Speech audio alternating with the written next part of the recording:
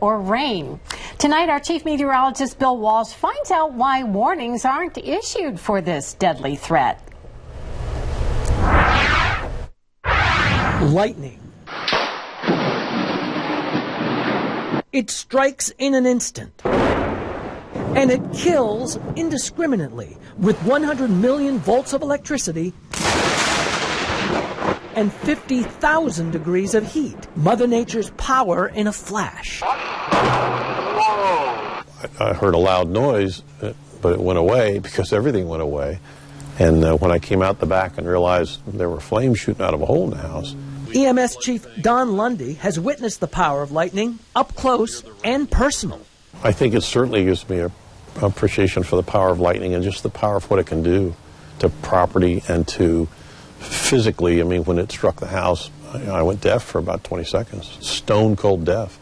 And that's just one example. Every year, lightning causes an average of 80 fatalities nationwide and 300 injuries. Last year, someone was killed right here in South Carolina.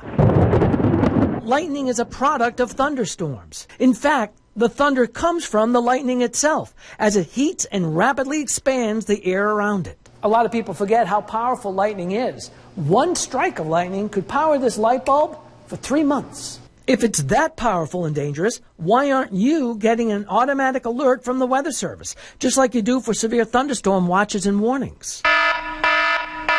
I asked Robert Bright, who issues warnings at the National Weather Service, for an answer. You know, when you're outside or you're in your house and it's just kind of, teeming down rain, there's lots of lightning. A lot of folks say, hey, how come there's no warning issued? Why isn't there a warning issued? Based on what we're seeing on the radar, maybe the storm is strong, but we just don't think it's meeting severe limits. According to the National Weather Service, those limits are 3/4-inch hail or larger and or wind gusts above 58 miles per hour.